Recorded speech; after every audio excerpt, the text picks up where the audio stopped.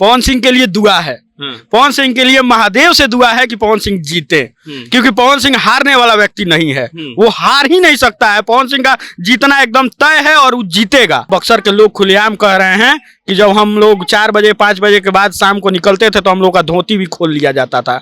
तो ये दुख है।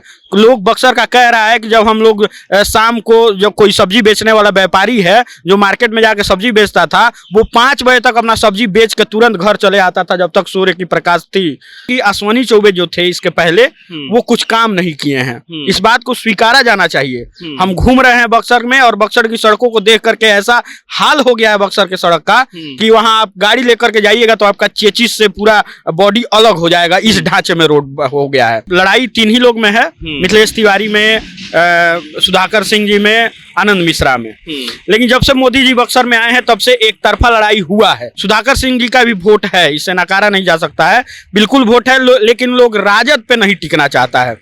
जो सुधाकर सिंह जी का जातीय समीकरण है, जो राजपूत वोटर है, वो कुछ कट के सुधाकर सिंह जी के पास जाएंगे। आलोक कुमार सुमन को नहीं जीतना चाहिए, हमको तो लग रहा है। इसलिए लग रहा है क्योंकि गोपालगंज में कोई भी काम आलोक कुमार सुमन के द्वारा नहीं किया गया है।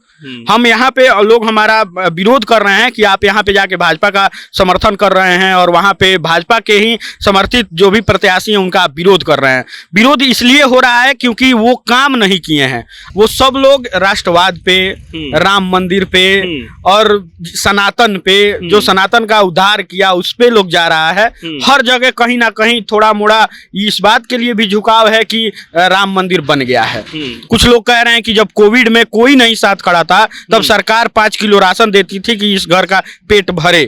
तो लोग इस चीज पे वोट करना चाहता है कि जो लोग जो मजबूरियों में पड़ा था, समय जब पूरा देश जब मजबूरी में था, तब कोई नेता, सशक्त नेता बिहार के लिए खड़ा था। हम पिछले 11 साल से खाना पका रहे हैं। जैसे हम कलकत्ता से है, हम बिहार में आके खाना पका रहे हैं। तो यहाँ का आदमी को चाहिए यहाँ का जैसा देहाती साथ, जैसे चिकन में हो तो देहाती चिकन, मटन में हो तो चंपारण मीट। तो हम लोग हमेशा से पसंद करते आए हैं आईटीसी का सनराइज मसाला। हम एक बार गेस्ट को पार्टी में, बर्थडे पार्टी में यूज़ किए थे सनराइज मसाला, उनको बहुत अच्छा लगा कि सनराइज मसाला ही देता है खाने को स्वाद बिहार का। बक्सर में घूमते घूमते गोपालगंज के विपुल चौबे मिलते हैं और फिर हमको लगता है कि इनसे इस बात का सवाल जवाब होना चाहिए कि भाई साहब, नीतीश कुमार को तो दौड़ के आप झंडा दिखा देते हैं, लेकिन ये बताइए कि आप जब चुनाव में इधर उधर घूम रहे हैं तो आपको क्या समझ में आ रहा है? युवा होने के नाते आप युवाओं से जब बात कर रहे हैं तो आपको क्या मालूम चल रहा है? और जब आपसे ये पूछा जाएगा कि आप कौन जीत रहा है, कौन हार रहा है, आपका आकलन क्या है, तो आप इसके लिए क्या बताएंगे? विपुल चौबे हमारे साथ खड़े हैं, हम लोग इनसे बात करेंगे। कहाँ कहाँ घूमे, क्या दिखा, कैसा दिखा? देखिए, लगभग बिहार के 10 जिला में हम घूम चुके हैं और चुनाव में इसलिए घूम रहे हैं क्योंकि हम देखना चाहते हैं कि बिहार कैसा दिखता है। अभी के जो मतलब चुनाव में जिस प्रकार से नेता अपने क्षेत्र में कैंपेन कर रहे हैं, जिस प्रकार से नेता लोगों तक पहुंच रहे हैं, जो वादे कर रहे हैं, उन तमाम चीजों को देख करके एक बढ़िया अनुभव मिल रहा है। भविष्य में हो सकता है कि हम भी चुनाव लड़े, इसी के लिए घूम घूम के लोगों का देख रहे हैं कि कैसा अनुभव होता है। नेताओं को देख करके यही लग रहा है। क्या देखना ये है कि देखिए, अभी का जो बिहार में जो राजनीति चल रहा है, उस हिसाब से ये लग रहा है कि हर जगह पूरे बिहार मोदीमय हुआ है। लेकिन दिक्कत यह है कि उस बीच में राजद भी अपना प्रत्याशी उतारा है, कुछ लोग निर्दलीय भी हैं। तो हर जगह का मिला जुला के ये हो रहा है कि जितनी भी जनता है बिहार की, वो सब लोग राष्ट्रवाद पे, राम मंदिर पे और सनातन पे, जो सनातन का उद्धार किया उस पे लोग जा रहा है। हर जगह कहीं ना कहीं थोड़ा मोड़ा इस बात के लिए भी झुकाव है कि राम मंदिर बन गया है। इस बात पे वोट है कि राम मंदिर बना है भारत में। बक्सर में बात करते हैं, क्या देखे बक्सर में कौन प्रत्याशी क्या होगा, कौन जीतेगा, कौन हारेगा, जात का समीकरण क्या है, मोदी इफेक्ट क्या है, तेजस्वी इफेक्ट क्या है? लगभग पिछले 2 दिन पहले मोदी जी आए थे, 25 तारीख को। उसके बाद से बक्सर का एक हवा बदला है। मतलब उसके पहले लग रहा था कि लड़ाई 3 ही लोग में है, मिथिलेश तिवारी में, सुधाकर सिंह जी में, आनंद मिश्रा में। लेकिन जब से मोदी जी बक्सर में आए हैं तब से एक तरफा लड़ाई हुआ है। इसलिए हम कह रहे हैं क्योंकि मोदी का बक्सर में आना और मोदी का सभा को संबोधित करना और बक्सर का पूरा लोग जो हुजूम बना के मोदी को देखने गए थे, उन तमाम लोगों के आंखों में एक रोशनी जगी है। वो लोग सभी लोग मोदी से पे भरोसा कर रहे हैं। अरे जहां भी जाइए वहां लोग कह रहा है कि हमको राशन मिलता है फ्री में, तो गरीबों को वही ना चाहिए। कुछ लोग कह रहे हैं कि जब कोविड में कोई नहीं साथ खड़ा था तब सरकार 5 किलो राशन देती थी कि इस घर का पेट भरे। तो लोग इस चीज पे वोट करना चाहता है कि जो लोग जो मजबूरियों में पड़ा था, समय जब पूरा देश जब मजबूरी में था, तब कोई नेता, सशक्त नेता बिहार के लिए खड़ा था तो बिहारी उसके लिए खड़े हैं। सुधाकर सिंह जी का भी वोट है, इसे नकारा नहीं जा सकता है, बिल्कुल वोट है। लेकिन लोग राजद पे नहीं टिकना चाहता है। जो सुधाकर सिंह जी का जातीय समीकरण है, जो राजपूत वोटर है वो कुछ कट के सुधाकर सिंह जी के पास जाएंगे। और आनंद मिश्रा जो है, वो आनंद मिश्रा को समझ लीजिए कि आनंद मिश्रा के पास ब्राह्मण वोट कुछ जा सकता है, लेकिन यहाँ के लोगों में ये है कि अगर आनंद मिश्रा को हम वोट करेंगे तो मोदी का कैंडिडेट हार जाएगा। इसलिए हो सकता है कि आनंद मिश्रा को लोग वोट ना करके मिथिलेश तिवारी को एकजुट वोट करेंगे। और देखिए, मिथिलेश तिवारी जी का थोड़ा सा मतलब मार्केट से कटना इस बात का सबूत है कि अश्वनी चौबे जो थे इसके पहले, वो कुछ काम नहीं किए हैं। इस बात को स्वीकारा जाना चाहिए। हम घूम रहे हैं बक्सर में और बक्सर की सड़कों को देख करके ऐसा हाल हो गया है बक्सर के सड़क का कि वहां आप गाड़ी लेकर के जाइएगा तो आपका चेचिस से पूरा बॉडी अलग हो जाएगा, इस ढांचे में रोड हो गया है। तो हमको लगता है कि मूलभूत सुविधा हमारा सड़क है, स्वास्थ्य है, रोजगार है, जिस चीज के लिए अश्वनी चौबे ने कुछ नहीं किया है। फिर भी मिथिलेश तिवारी एक ऐसे कैंडिडेट है जो गोपालगंज के भी जब विधायक थे तो भारत के 50 बेस्ट विधायकों में उनका नाम आया था। और हमको लगता है कि बक्सर में भी वो जीतते हैं तो बेहतर करें। बाहरी भीतरी वाला क्या है जी? बाहरी भीतरी वाला कोई बात नहीं है। बाहरी भीतरी के लिए तो मोदी जी के लिए भी तो बाहरी भीतरी हो सकता है। गुजरात का आदमी बनारस से आके चुनाव लड़ रहा है, उसके बाद से रोहिणी आचार्य लंदन से आकर के यहाँ चुनाव लड़ रही हैं। तमाम ऐसे लोकसभा में बाहरी भीतरी कुछ नहीं होता है। यूपी का ले लीजिए ना कि रवि किशन जौनपुर के होकर के गोरखपुर से लड़ रहे हैं, निरहुआ गाजीपुर के होकर के आजमगढ़ से लड़ रहे हैं। तो ये सब भ्रामक बात है, लोगों को बरगलाया जा रहा है। लेकिन हमको लगता है कि राष्ट्रवाद के लिए, राष्ट्रहित के लिए और धर्म के लिए अगर वोट किसी को करना है तो आप नरेंद्र मोदी को वोट करिए। तेजस्वी यादव, क्या सुने उनके बारे में? तेजस्वी यादव जी के बारे में सुने कि 17 महीना में जो वो नौकरी दिए हैं, ऐसा लोग कह रहा है। बिल्कुल हम भी मान लेते हैं 1%, क्योंकि अगर उनका कहना ये है कि हम नौकरी दिए हैं तो फिर नीतीश कुमार तो कठपुतली हो गए। चाहे भाजपा में जब थे तो उस समय भी कोई काम यानी होता था तो यानी भाजपा ही कराया है, नीतीश कुमार नहीं कराया है, तो फिर नीतीश कुमार मुख्यमंत्री क्यों है? और नीतीश जी कह रहे हैं कि हम ही नौकरी दिए हैं। क्या कि देखिए, तेजस्वी यादव स्वास्थ्य मंत्री थे, सड़क परिवहन मंत्री थे, तो उस फील्ड से कोई नौकरी नहीं आया है।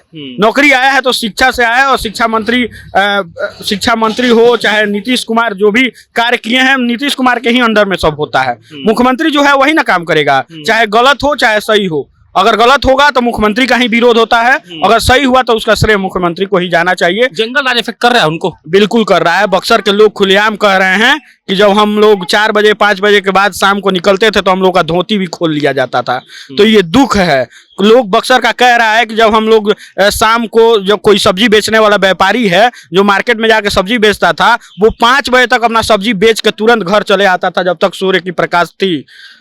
जैसे रोशनी ढला, किरण डूबने से पहले ही वो लोग घर पे सब्जी वब्जी बेच के चला आता था। लेकिन आज वही सब्जी वाला 10 बजे रात तक मार्केट में बैठ के सब्जी बेच रहा है। तो यानी कोई ना कोई जंगल राज का बात था।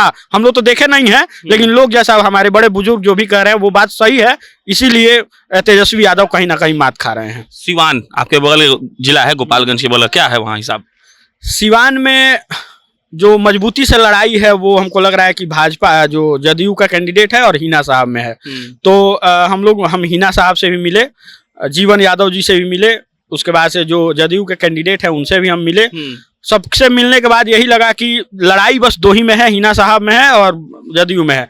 हमको लगता है कि थोड़ा बहुत ऊंच नीच हो सकता है, कहीं हिना साहब जीत जाए, और हिना साहब का जीतना भी जरूरी है, जीतना चाहिए बिल्कुल। काराकाट एक बहुत भयंकर सीट है। हाँ, पवन सिंह के लिए दुआ है। पवन सिंह के लिए महादेव से दुआ है कि पवन सिंह जीते, क्योंकि पवन सिंह हारने वाला व्यक्ति नहीं है। वो हार ही नहीं सकता है। पवन सिंह का जीतना एकदम तय है और वो जीतेगा, क्योंकि ऐसा ब्रांड आदमी हम बिहार में किसी भी कैंडिडेट को नहीं देखे हैं। अरे आग लगा दिया है काराकाट में। हम लोग काराकाट का नाम नहीं जानते थे। जब पवन सिंह का क्लियर हुआ कि पवन सिंह यहाँ से निर्दलीय चुनाव लड़ेंगे, आधा बिहार उस दिन काराकाट को जाना है। और हम भी वही हैं जो पवन सिंह के चुनाव घोषणा होने के बाद भी हम जाने कि काराकाट कोई लोकसभा क्षेत्र है। उपेंद्र कुशवाहा के नाम से हम लोग नहीं जानते थे काराकाट को। तो पवन सिंह ब्रांड है, उसके लिए दुआ है और वो जीतेगा और उसका जीतना एकदम तय है। गोपालगंज सांसद का नाम डॉक्टर आलोक कुमार सुमन। रिपोर्ट आ रहा है कि 2 लाख वोट से 3 लाख वोट से इस बार भी जीतेंगे।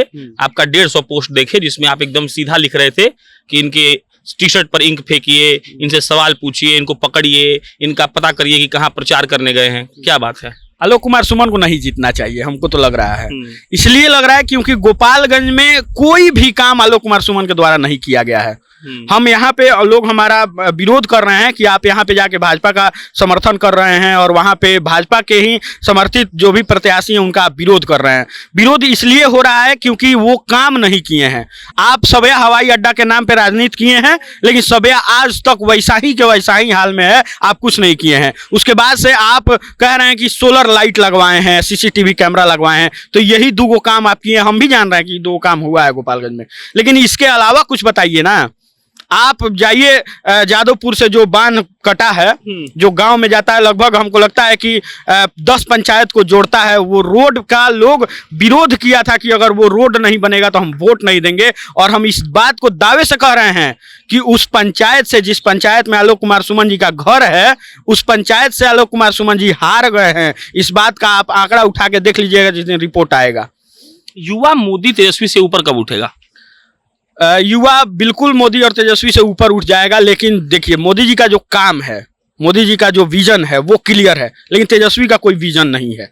बिहार में उनका विजन कुछ दिख नहीं रहा है। लालू यादव जो काम किए वो सब लोग जानता है कि क्या किए 15 साल में बिहार के साथ। तेजस्वी यादव अभी उनके पास सत्ता नहीं आया है, हो सकता है कि आए तो कुछ बेहतर हो, लेकिन अभी उनका विजन कोई क्लियर नहीं है। और मोदी जो किए हैं वो पूरा देश जानता है, पूरा भारत जानता है, बिहार के लोग जानते हैं, क्योंकि बिहार के लोग हर चीज से त्रस्त थे। वो चीज इस समय पूरा हो रहा है। अरे मोदी जी बक्सर में आए तो कहे कि एक मेडिकल कॉलेज दे रहे हैं, और मेडिकल कॉलेज देने का बात हुआ है 25 तारीख का, लेकिन मेडिकल कॉलेज बनना शुरू हो गया है। आप जाके दिखाइए उस मेडिकल कॉलेज को। और ये गर्व की बात है कि कोई प्रधानमंत्री बक्सर में आकर के ये बात कह के गया कि मेडिकल कॉलेज देंगे, और वो मेडिकल कॉलेज बन रहा है।